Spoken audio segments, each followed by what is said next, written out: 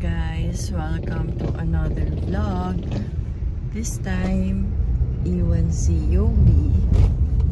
Papunta tayo where? Army Golf. Army Golf. Late na kami. Kahit sobrang aga pa. It's 7:40 and we're running late for our session.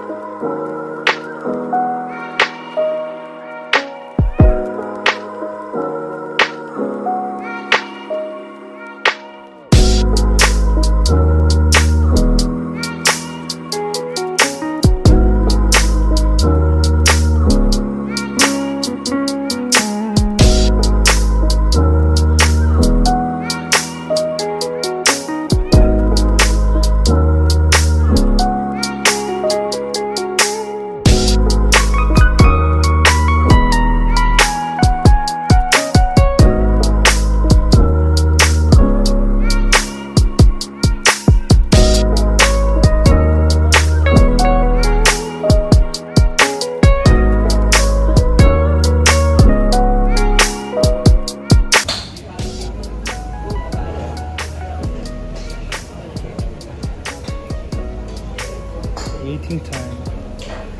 Waiting. While waiting. Guys, may discover ako. Sobrang sarap.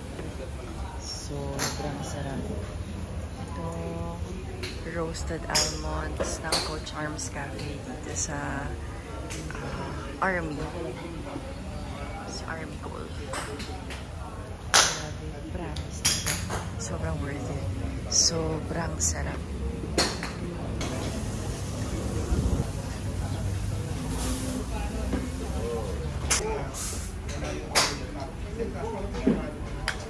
Wow! Nice! Bake mo lang yung arms pagdating. Ganito lang muna ako. Huwag mo na pabuti ka.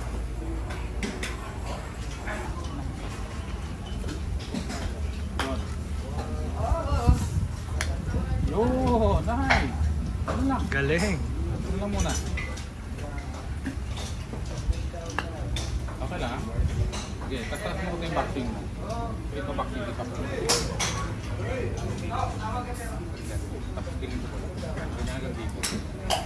So, ganda ng progress niya ni Winona.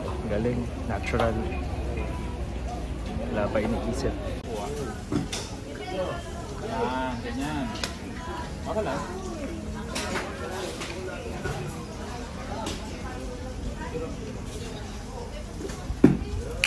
Yun!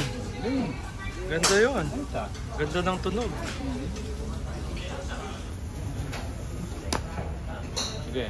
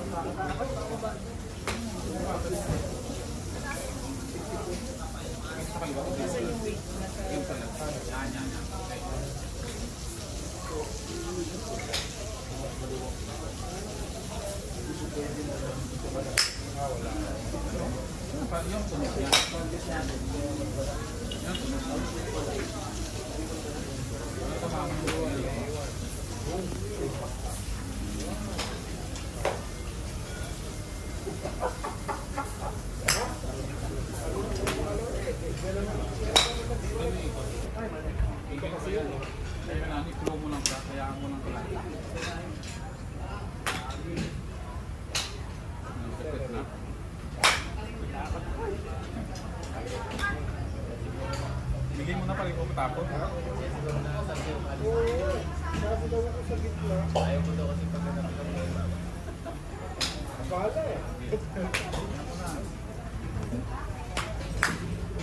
May bigay pa yan. Kaliwa. Hindi.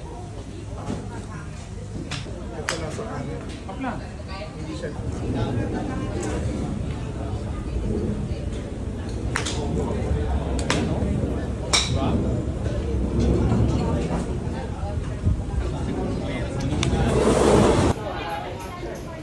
Galing.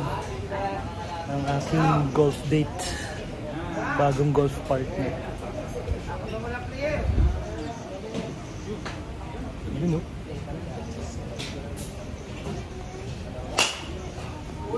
Yun. Wow. Wala. Oh, ganda. Ganda nun. Sige lang. Tayo ko sa bola.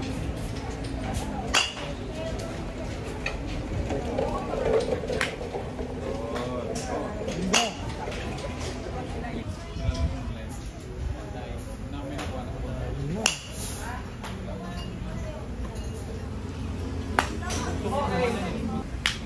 Wow. Ganda, coach. Yeah.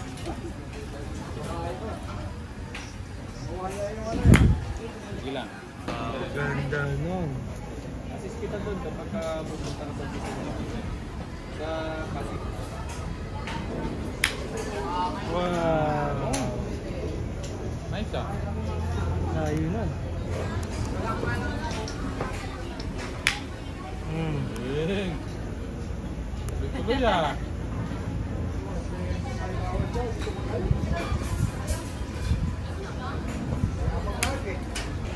Done with our first golf date. So, kakatapos lang ng first golf session ni Mami Winona. Kamusta ang iyong first session? I like it. It feels natural. Wow! Galing nga daw sabi ni coach. Tapos ganda pa ng palo niya, sunod-sunod pa. Mahirap yun for a beginner, nasunod-sunod yung mga tama. Tapos malalayo pa, umabot ng 50 yards, 100 yards. Okay na yun. Galing. So, ano tingin mo? Nag 200 nga ako. Hindi naman, sobra naman yun, boy. Sobra na yan, insan. Sobra na yan, insan. Oh. Anong masasabi mo sa... I like it. I like it more than tennis, I think. More than tennis. Yeah. It feels natural to me. Addict ka na? Let's see. Ayan. Kamusta ang... First golf experience? Kamusta ang range? Kamusta ang feel ng makapalo ng golf ng malinis? Ako, ayun, yun yung pinaka nai-enjoy ko kasi as a dancer, ang pina-perfect mo yung form. Yan. Yun, Tingnan mo, ganda. diba? Nice. Parang totoo ah.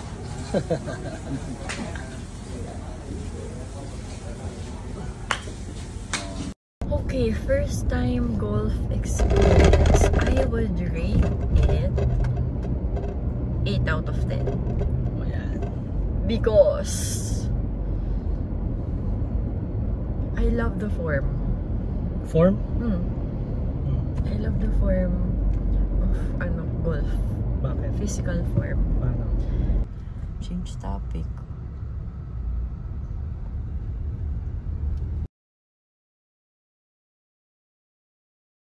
Kasi it's graceful eh.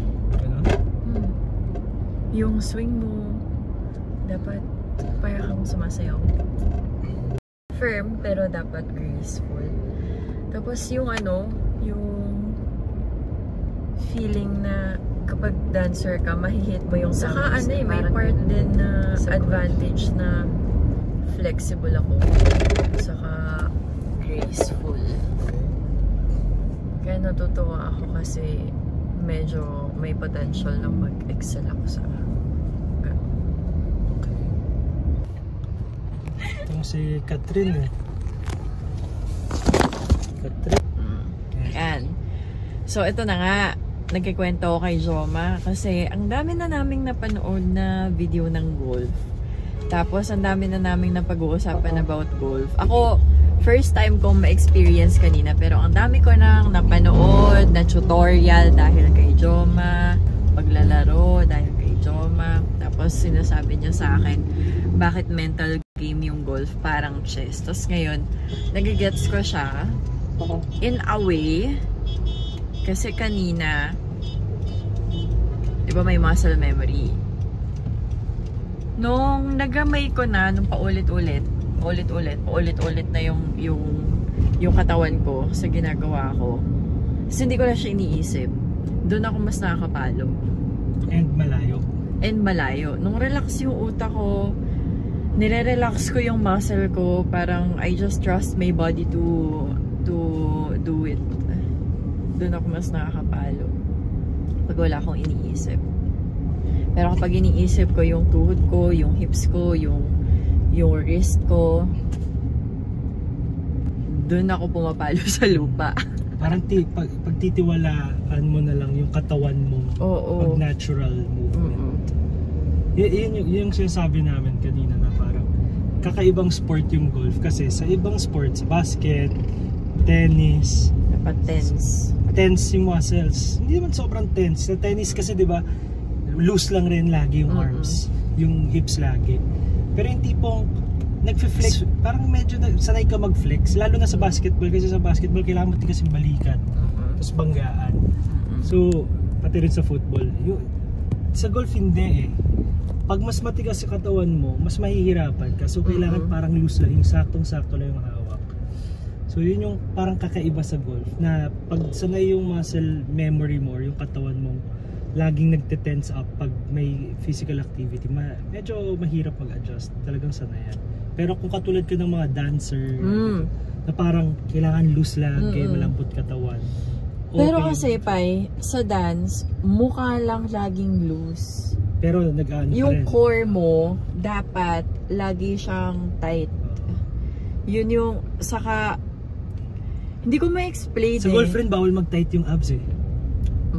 Parang medyo, kasi hips kailangan malambot eh. Eh ako, hindi naman ako marunong sumayaw, so ang tigas-tigas ng bewang ko.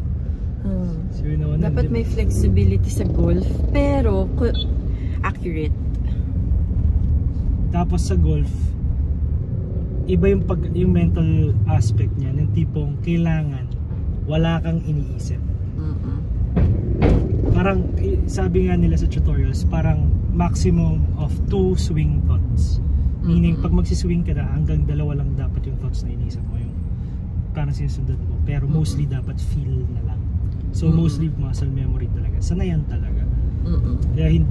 Kaya kahit matagal ka na nag-golf, lagi ka pa rin na hindi mo pa rin na-perfect swing mo dahil kasi kailangan repetition at muscle memory.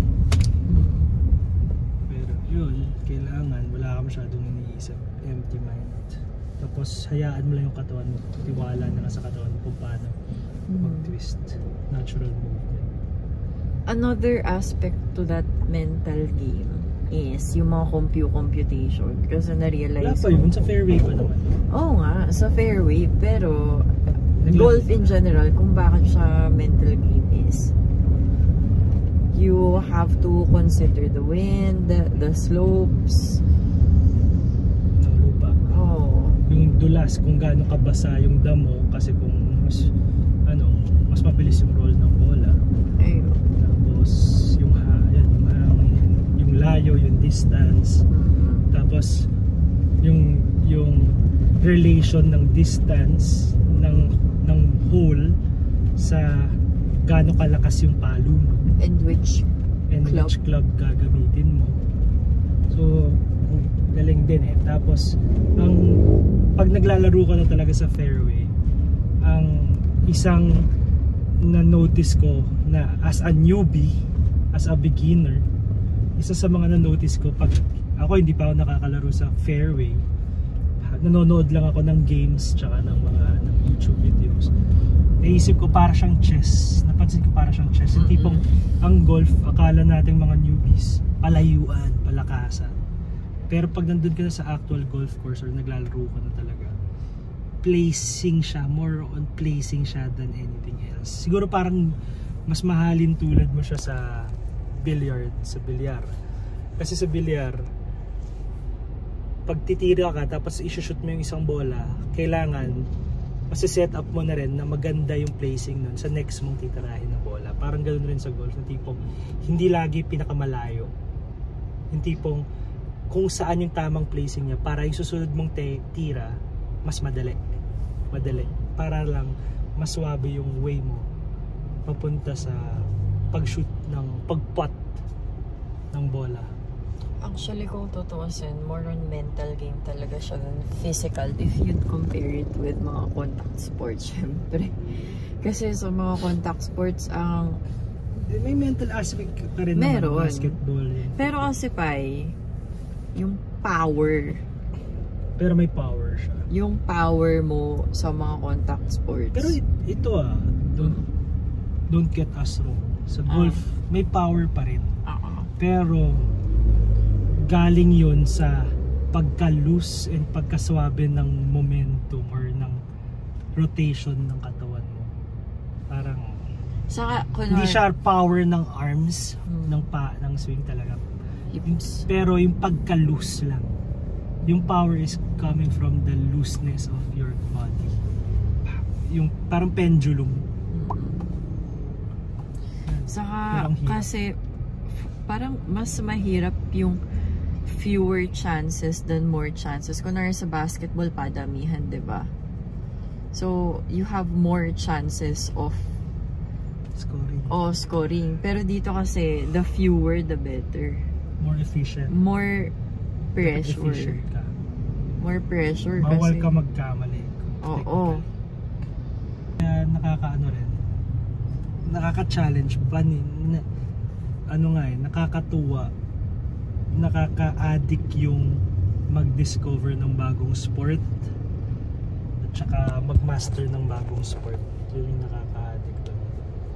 Kasi ako, mahilig ako sa sport. So, nakaka-addict lang. Dati kasi nanonood lang ako ng golf. Pero hindi ko, golf yung, sa lahat ng sports, isa yung golf sa pinaka hindi ko napapanood. Nakakanood ako pero hindi ako sumusubaybay. Pero kilala ko yung mga magagaling na players, Jordan Spieth, Rory, McIlroy, Tiger Woods, mga yan, Jack Nicklaus, yung mga dati pa. Pero hindi ako nakakasubaybay sa kanila na parang NBA or football. Mas nasusubaybayan ko pa tennis kaysa sa golf. So golf talaga yung least familiar na sport ko. Pero ngayon na-addict na rin. Gets ko na kung bakit maraming na-addict sa golf. Ako hindi ako mas sports, pero yung gusto kong aspect sa sports, physical activity talaga. Sobrang rewarding na magalaw mo yung katawan mo ng tama. Ayun. Tsaka mapawisan. Yun lang ako. Isa sa gusto ko is papawisan lang ako. Sarap mapawisan. Yan, dyan na nagtatapos ang vlog na to. Until next golf date ni Mommy joins. Next time si Kobe na. Yes. So sabi ng coach namin, bilan muna daw ng laruan na pang-golf si Kobe para lang masan pumalo. Marunong. Ayun eh. Marunong na mag-golf yun kapag sabihin mong golf. May video ka ba? Hindi ka sure. Enter mo dito yung Diyan. golf. Diyan. Swing. Video natin. Yan. Masanayin na yun. Next time. Kasama na si Kobe. Si Kobe ang magdadala ng pangalan ng Pilipinas sa golf. Bandera. Yan. Okay. Okay. Okay. Okay. Okay. Okay. Bye.